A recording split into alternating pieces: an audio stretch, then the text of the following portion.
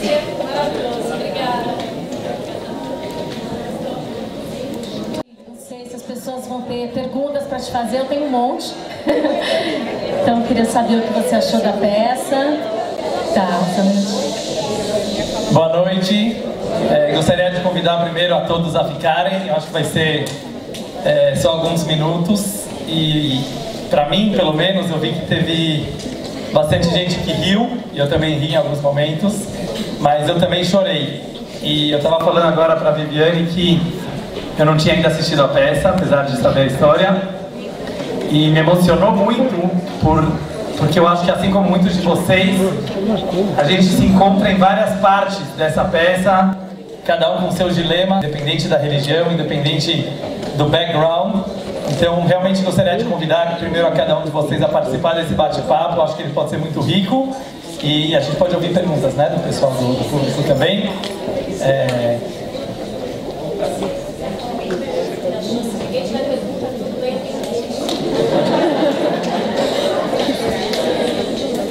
Só queria começar com uma...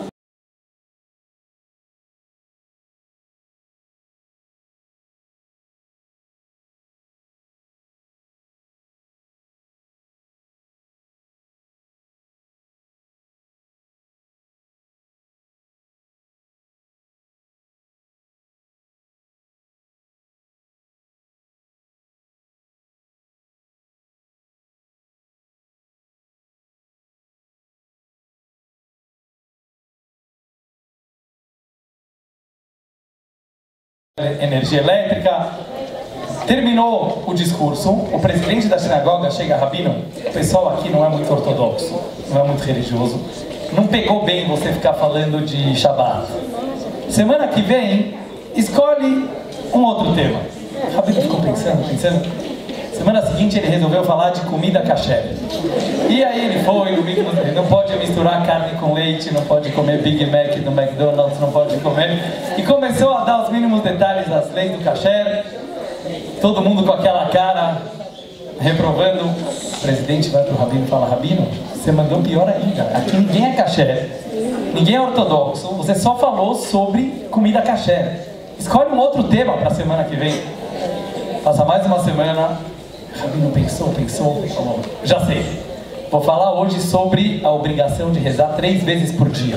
E começou a explicar que todo judeu tem que rezar 3 vezes por dia, dentro do Sidur, e ler, fazer os detalhes.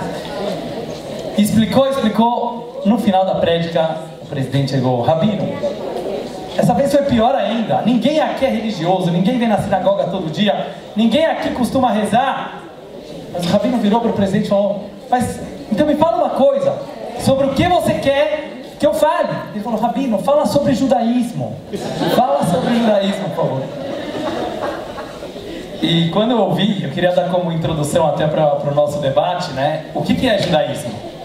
Talvez para Hannah, o judaísmo estava mais nos rituais, estava mais nas tradições, nos pequenos detalhes, e é lá que ela via Deus. Talvez no Tzvi, ou no Hershel, eu, pelo menos, me identifiquei muito com ele também. Daqui a pouco eu quero falar sobre isso. E talvez ele é tão judeu quanto ela, ou mais em alguns aspectos. Só que ele se negava a ver Deus como algo tão preso aos rituais. Então eu acho que quando a gente conta essa piada, os dois têm razão. Porque o Rabino queria falar de judaísmo. E ele falou de judaísmo. E o que é o judaísmo se não os rituais? Mas o presidente também tinha razão, porque tem muita gente tão presa nas leis, nas tradições, nos costumes, que eles acabam esquecendo que o judaísmo vai muito além dessas pequenas tradições. Então me lembrou muito assim dessa piada, eu queria trazer até para conversar e escutar.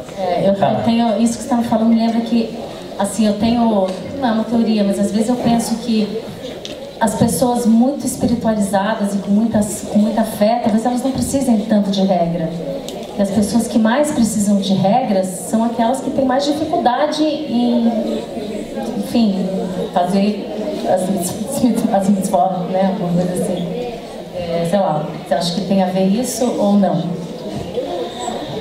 Eu acho que, em primeiro lugar, é importante enfatizar que eu sou um rabino ortodoxo, apesar de Talvez... Essa foi a melhor. Ou seja, você não tem espiritualidade.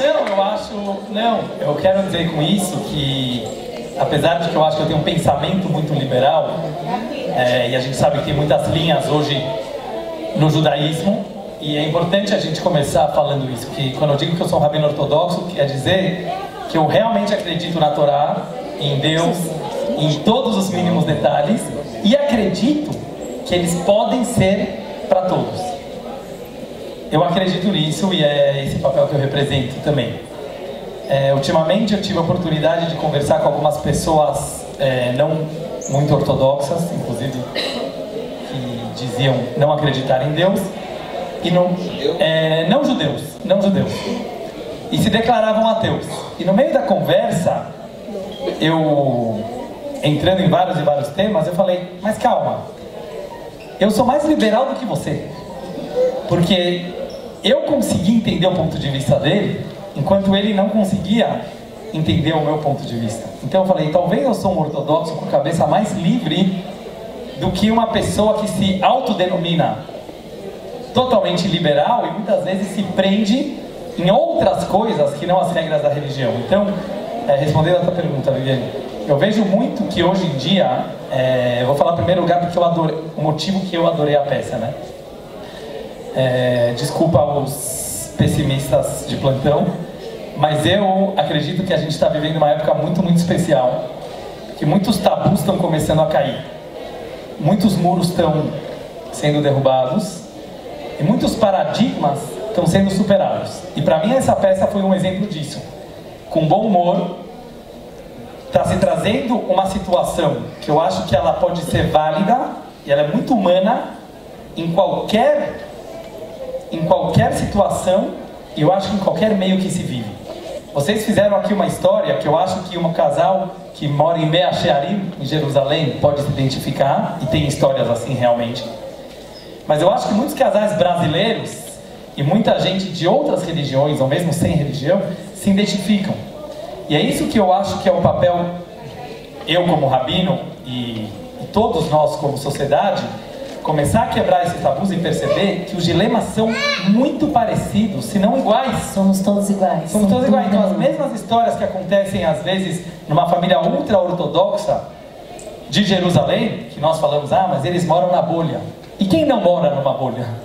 Porque às vezes para você fugir de uma bolha, necessariamente você vai entrar em outra bolha. Na bolha da sociedade, na bolha da moda, na anti-bolha, né? Você quer eu acho que é isso.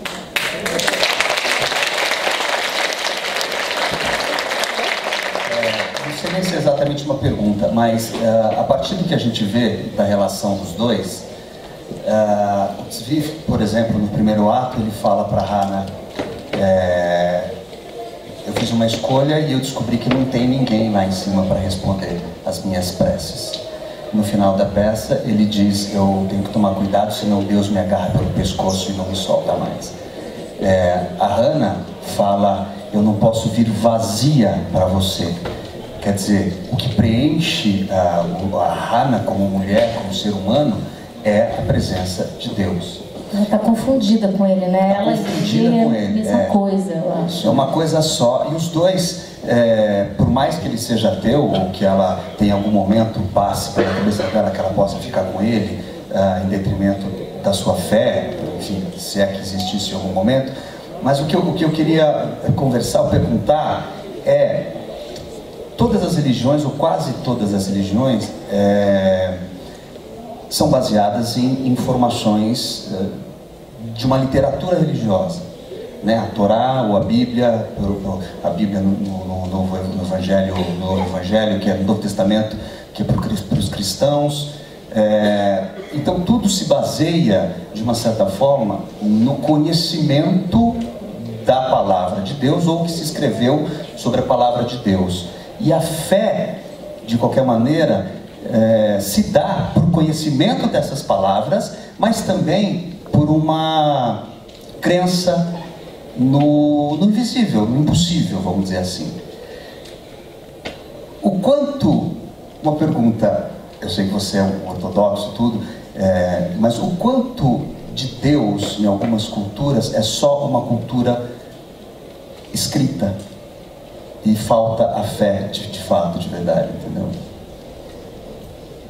Adorei tua pergunta, em primeiro lugar, e com a vossa permissão, eu gostaria de falar um pouco sobre o Rabino Dudu, porque é uma das coisas que eu estou percebendo cada vez mais, inclusive nas minhas aulas, na escola, em universidades, é que quanto mais a gente fala de nós mesmos, né, não no sentido egocêntrico, mas no sentido de estar no mesmo barco e falar de igual para igual, só fazer um pequeno parênteses, aliás, eu acho que isso é um dos grandes desafios dos rabinos e padres e líderes de qualquer movimento religioso, de cada vez ser mais humano e aceitar suas falhas humanas, e não falar de um pedestal ou de como se fosse um santo, um guru que está separado.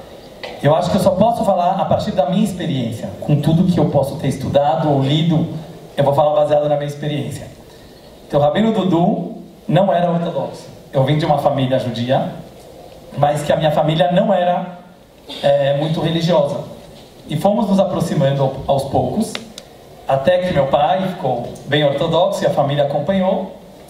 E, em algum belo momento, eu me questionei muito.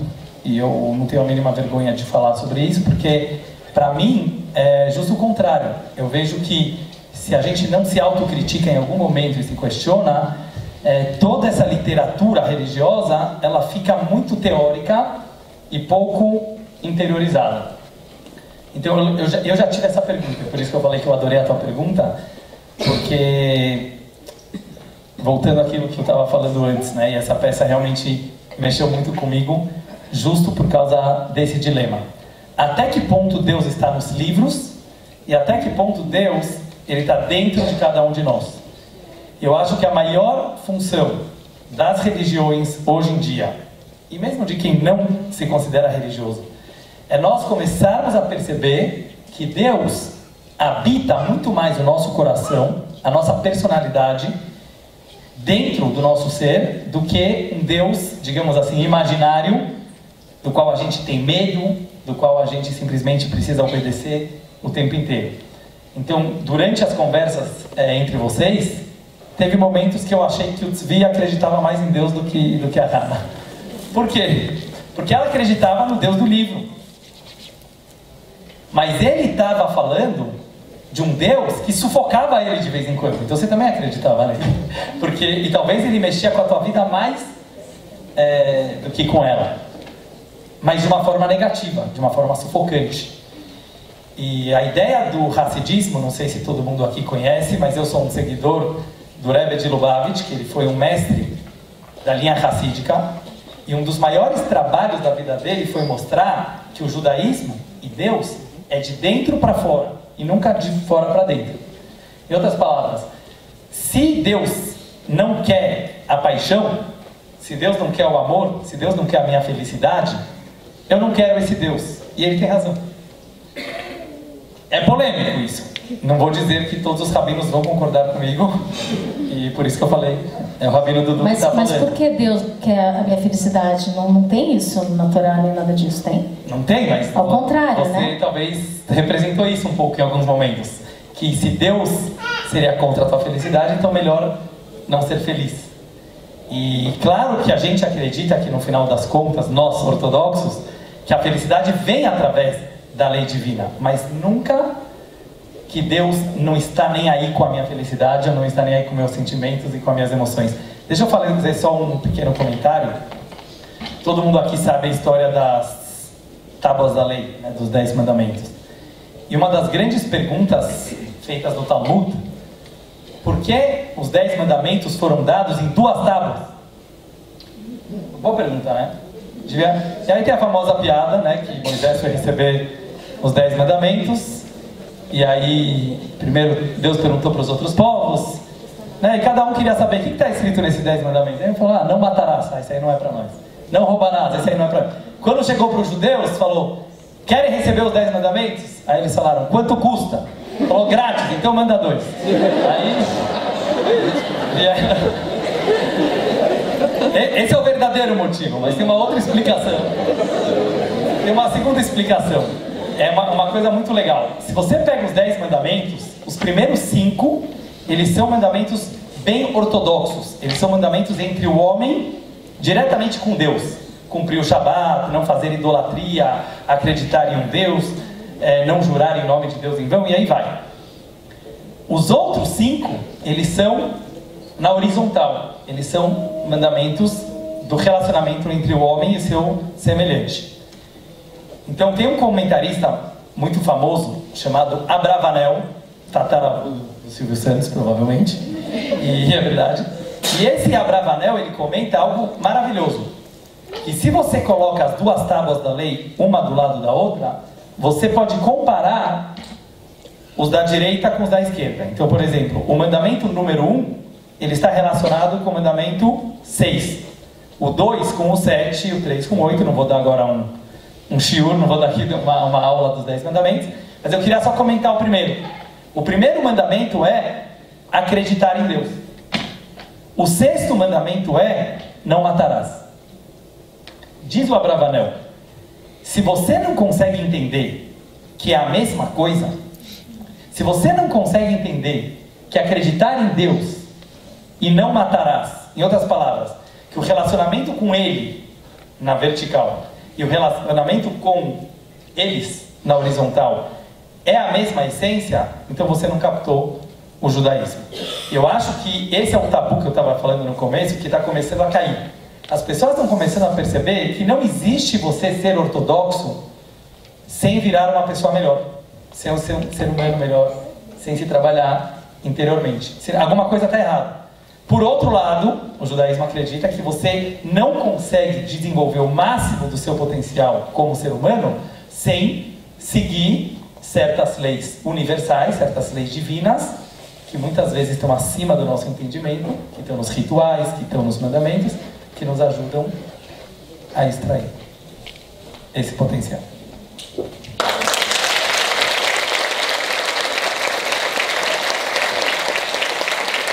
Alguém quer fazer pergunta aí da plateia? Deixa eu te dar o microfone. É porque senão as pessoas não ouvem, se você não se incomodar, pode ser? Eu queria lhe fazer uma pergunta.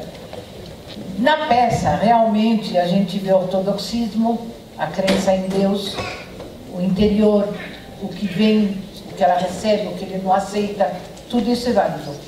Porém, eu lhe digo uma coisa, eu passei por uma situação semelhante, porque eu era sefaradi e meu marido era ashkenazi. Aí minha sogra chegou para mim e ela falou assim, na sua religião. Então, Casamento misto. Fez um casamento não, quer dizer, o senhor vê que realmente, o problema, não estou dizendo que chega à altura da força como um Deus e um ortodoxismo, mas no fundo é a mesma coisa. Você está entrando num choque. Quer dizer, você tem tua crença, tua comida também, que faz parte do judaísmo, né? E do outro lado tem a outra, que tem a sua crença e a sua comida também, e sua vida, seus momentos. Então, realmente, eu acho que as coisas se repetem e é só acreditar em Deus e... Como a senhora chama? Marie. Marie. Muito interessante esse comentário da Marie. Acho que foi um comentário, mas junto ele traz consigo uma pergunta, né? Como sempre, vou com uma historinha. Chegou um ateu, um herege, judeu, né? Tem muito judeu ateu. Ele fala, sou ateu, mas sou judeu. Em Israel, principalmente em Tel Aviv, está cheio disso. Quem for para lá vai conhecer. E chegou um ateu para um rabino, é uma história verídica. Um grande mestre que se chamava Rabbi Levi Yitzhak de Barditchev, 200 anos atrás. Ele falou, rabino, nem começa a conversar comigo, nem adianta começar, porque eu sou ateu. Eu sou um herege, eu não acredito em nada do que você vai me falar. E o rabino virou para ele, muito sabiamente, e respondeu, no Deus que você não acredita, eu também não acredito. Mas no Deus que eu acredito, você também acredita. Para mim, essa é uma das histórias, ditados mais importantes na minha vida. Porque eu comecei a perceber devagar que todo mundo acredita em Deus. Depende de como você quer chamar. Para alguns, Deus é Deus e ponto final.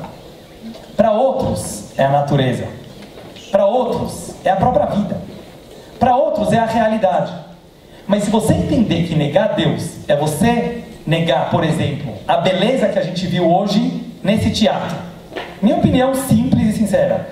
Seria possível uma peça emocionante, engraçada, profunda como essa, se nós somos frutos do acaso? Acho muito difícil.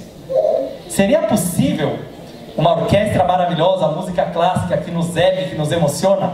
Então, se você não quer chamar isso de Deus, não tem problema nenhum. Nesse Deus eu também não acredito. O Deus que eu acredito, eu acho que todo mundo acredita. Que é o Deus da luta, é o Deus dos desafios, é o Deus dos dilemas que aparecem, é o Deus da própria realidade. E isso, para mim, é o Deus do judaísmo. E por isso que eu acho que sobre esse Deus não tem perguntas e também não tem respostas. É a própria vida. E entrando na pergunta agora da Marie, eu queria entrar justamente nessa questão. Ela trouxe um exemplo, né, para quem não está acostumado. Dentro do próprio povo judeu existem preconceitos. Existiam mais, agora já quebrou um pouco esse tabu, mas alguns vieram da Rússia e da Polônia, outros vieram dos países árabes, e uns não queriam casar com esses, e os outros não queriam casar com aquele.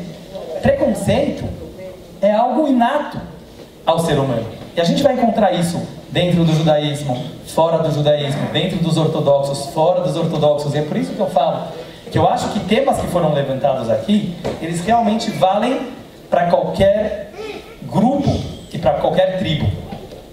O legal que a gente pode extrair, né, na minha humilde opinião, dessa peça, só queria até contar um segredo para vocês, que antes de vir para cá eu falei com outros rabinos, para saber até a opinião deles. E muita gente eu vejo que é muito crítico, né, vocês devem ter ouvido também, mas às vezes é muito crítico quando se expõe alguns segredos do mundo religioso. Tem hoje em dia um seriado na Netflix, né, que é esse tal de Shtisel, que tá super na moda.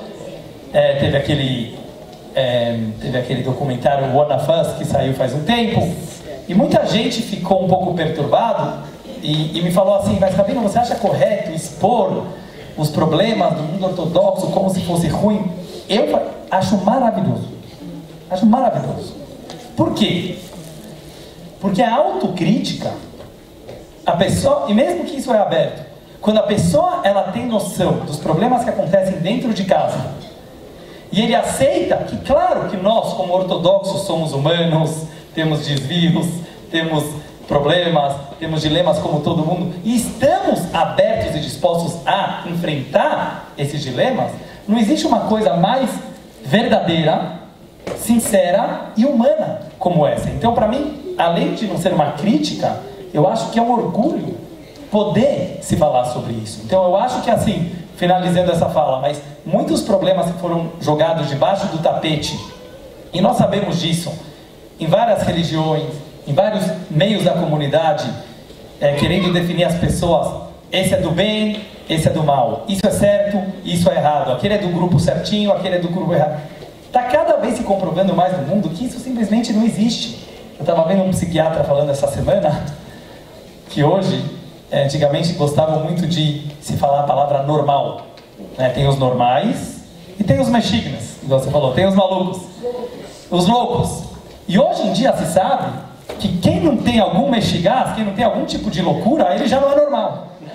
Ou seja, coitado de quem é normal demais, porque ele vai ter um tique, ele vai ter um toque, ele vai ter alguma válvula de escape, como você mencionou, algum lugar, aquela repressão, ela vai acabar aparecendo. Então, aceitar o próprio mexigás, como você fala em Yiddish, aceitar a própria loucura interior e tentar canalizar ela de uma forma positiva, eu acho que é um dos grandes desafios da nossa geração, e por isso que eu sou tão otimista, porque eu estou vendo que cada vez mais as pessoas estão ficando conscientes dessa fragilidade humana, ter orgulho dessa fragilidade humana, porque é ela que nos faz humanos, e se Deus quiser, muito em breve, com a união de todos, menos julgamento e mais compreensão, eu acho que juntos a gente consegue chegar em algum lugar.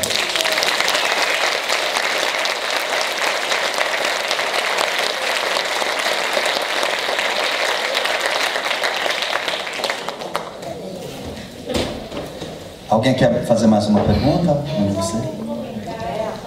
Última. Eu não sei como é que está o tempo do teatro. A gente queria ficar até amanhã cedo, se vocês puderem. Mas parece que o teatro não permite. Começou o espetáculo e eu sabia que se tratava de um casal judeu e tal. Alguém comentou com a minha irmã, acho que você não vai entender muitas coisas porque é da comunidade e tal. Bom, enfim. Aí comecei e de repente eu me vi, claro, em situações da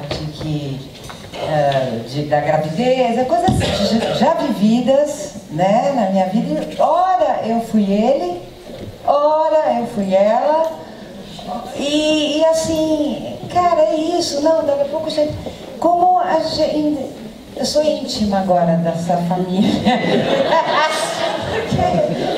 entende? Não tinha mais separação, como o Rabino disse, somos humanos, gente, acontece na mesma casa dela, dele, o que acontece na minha, isso é muito legal, independente de religião, né?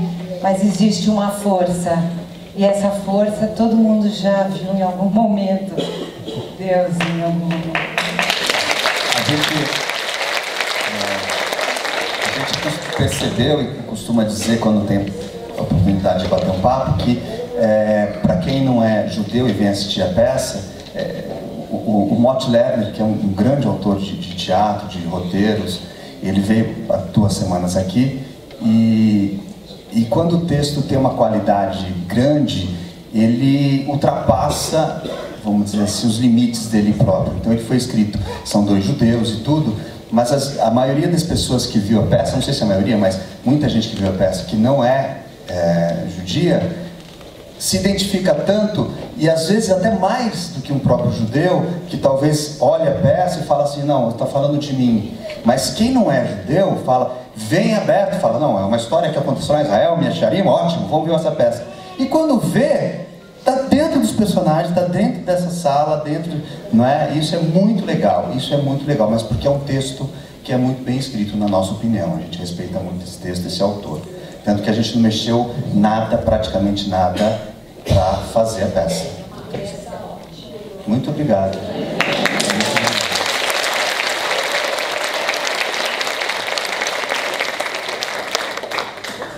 Só queria complementar e passar também uma mensagem final, aproveitando até para fazer propaganda do meu canal, porque eu queria contar para vocês uma coisa interessante. Eu dou aulas em alguns lugares, numa escola judaica, em algumas universidades, no Espaço K, e sempre minhas aulas eram, como da maioria dos rabinos ortodoxos, muito fechadas, muito restritas. E aí chegou um amigo e falou, posso começar a filmar tuas aulas e colocar no YouTube? Eu nem sabia direito ainda na época o que era esse YouTube, imagina, né? Já é da antiguidade. E começaram a colocar, e de repente eu comecei a ver que tinha um grande interesse e de grande parte da sociedade geral, a grande maioria fora da comunidade judaica, que estavam se interessando muito, muito pelos vídeos, inclusive mandando comentários, me adicionando no Facebook. Hoje em dia a gente tem no Instagram, live quase todo dia, daqui a pouco eu faço Rabino Dudu nos 3, no YouTube, no Instagram e no Face. Mas eu comecei a perceber esse grande interesse. Aí eu fui atrás para saber quem são essas pessoas que estão tão interessadas no judaísmo. E para minha grande surpresa eu percebi que tem pessoas de todo tipo de tribo, de background, de estados brasileiros diferentes. Quer dizer, tem pessoas mais religiosas, tem alguns que falam para mim, Rabino, eu sou ateu, mas adoro a discussão, ou eu gosto de cabala. E por que eu estou trazendo isso? Porque tua fala me lembrou muito assim, que eu acho cada vez mais que a questão judaica é a questão da humanidade. E eu vou me explicar. O judaísmo, por ter sofrido tanta perseguição e algumas vezes até escravidão, e realmente ter tentado ser diferente, e por que não, nos países onde viveram e mantiveram essas diferenças com orgulho, mas ao mesmo tempo sem preconceito, no sentido de acreditar que você tem o direito e talvez até o dever de ser diferente. Como hoje eu ouvi uma frase bonita, Vou fazer o máximo para poder responder, mas eu acho que cada vez mais essa união entre os povos, entre as nações, entre diferentes culturas, vai fazer muito bem para o nosso mundo. Obrigado a todos. Eu quero só falar também, agradecer, porque durante a preparação da peça, eu fui numa aula, né? Depois a Sabrina me passou assim, várias que eu achei que palestras que você deu, aulas, né? Que tinham a ver com o tema, assim. E eu ouvi muito e assim, me ajudou muito, eram muito interessantes. Então, assim, eu realmente recomendo. E era isso, assim, não eram só, quer dizer, não eram só não tinha a ver com regras, mas acho que tinha muito, até falei num negócio que eu achava você um filósofo, né? Tem a ver com filosofia, tem a ver com humano, tem a ver com, sei lá, com questões de qualquer um. Então, recomendo mesmo esse canal. Fale teu endereço, já falou? Falar de novo, muito fácil. Eu devo ser o único Rabino Dudu do mundo, então é só pôr Rabino Dudu no YouTube, no Instagram, no Face. Temos aulas, tem aulas de Kabbalah, tem alguns insights, se Deus quiser vai ter cada vez mais.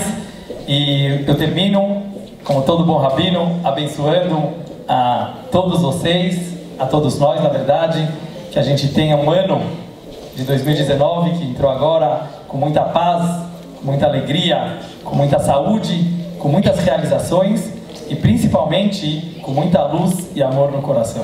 Obrigado a todos.